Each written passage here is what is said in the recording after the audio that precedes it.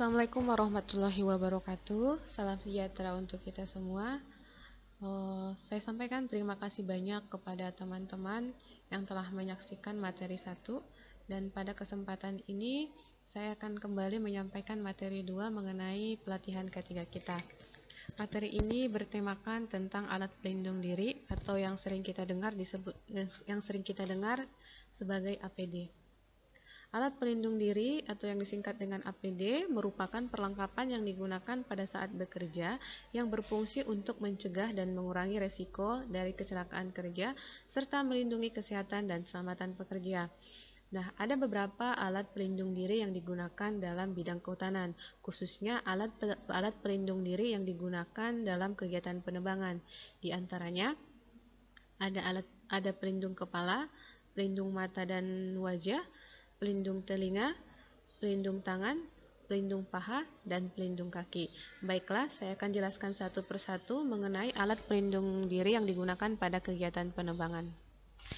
Yang pertama adalah pelindung kepala atau sering kita sebut sebagai helm. Nah, fungsi dari helm adalah untuk melindungi bagian kepala.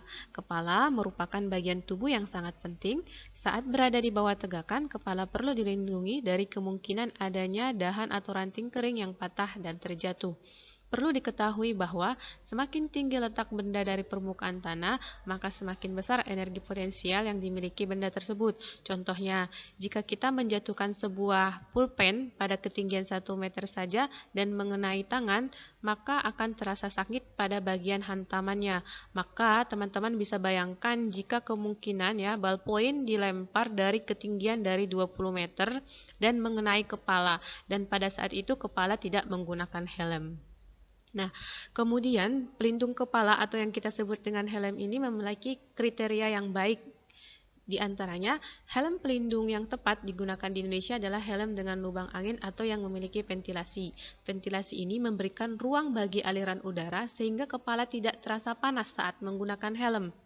Helm juga harus terbuat dari bahan keras yang kuat dan memiliki tali pengikat di bagian dagu.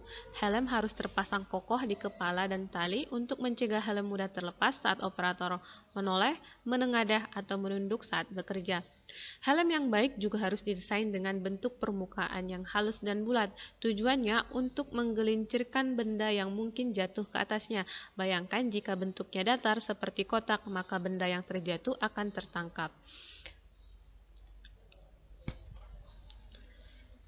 Yang kedua adalah pelindung mata dan wajah.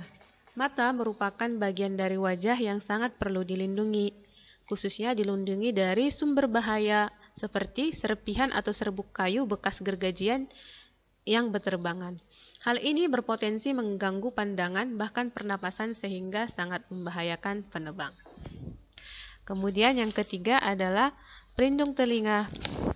Nah, seorang operator bisa saja tidak merasa terganggu dengan suara bising chainsaw karena sudah terbiasa. Padahal, suara yang ditimbulkan oleh chainsaw akan memberikan efek yang buruk terhadap kesehatan mental dan keselamatan.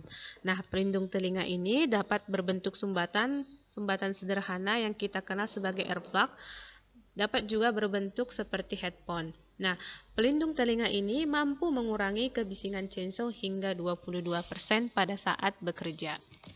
Kemudian ada pelindung tangan atau yang sering kita sebut dengan sarung tangan. Nah, bekerja di iklim tropis menyebabkan pekerja mudah berkeringat. Keringat di telapak tangan dapat menyebabkan permukaan telapak tangan menjadi licin sehingga pegangan pada gagang chainsaw menjadi lemah. Nah,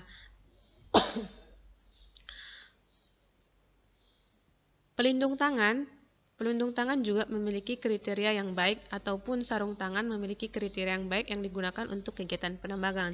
Yang pertama, lemas tetapi kuat.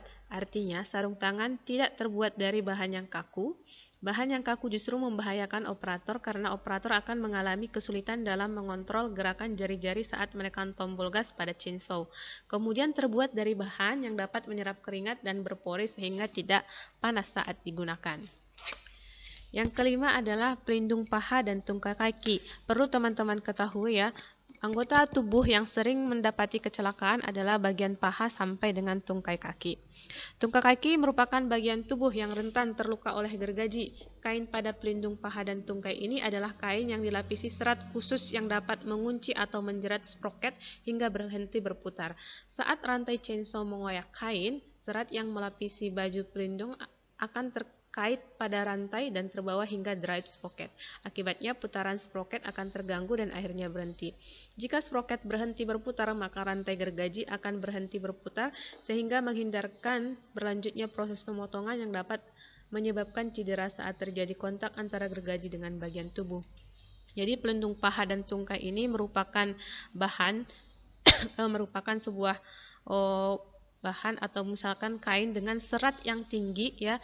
Serat yang tinggi apabila misalkan terkena rantai gergaji, otomatis fiber atau seratnya berputar pada rantai, kemudian otomatis menghentikan karena kuatnya fiber atau serat tersebut mampu menghentikan putaran dari rantai gergaji tersebut.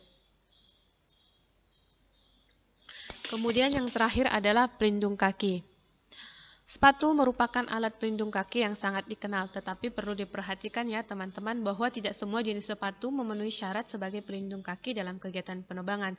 Sepatu yang baik adalah sepatu yang memiliki sol atau bagian bawahnya yang bergerigi sehingga pemakai tidak mudah tergelincir.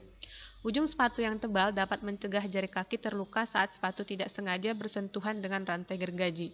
Selain itu, dengan prinsip yang sama dengan pelindung paha dan tungkai, sepatu juga harus dilapisi oleh bahan khusus berupa serat atau fiber yang kuat yang mampu menahan laju rantai gergaji. Baiklah, saya tampakkan beberapa fotonya ya. Nah, di sebelah kanan ini adalah foto seorang operator chainsaw. Ini sengaja saya ambil foto yang asli untuk menunjukkan ke teman-teman bagaimana alat pelindung diri yang standar untuk kehutanan. Karena di internet sangat jarang, kalau di internet itu seperti helm dan lain-lain itu bukan standar untuk kehutanan, tapi inilah standar untuk kehutanan. Lihat teman-teman di sebelah kanan itu operator foto orang yang memegang chainsaw lengkap dengan alat pelindung dirinya.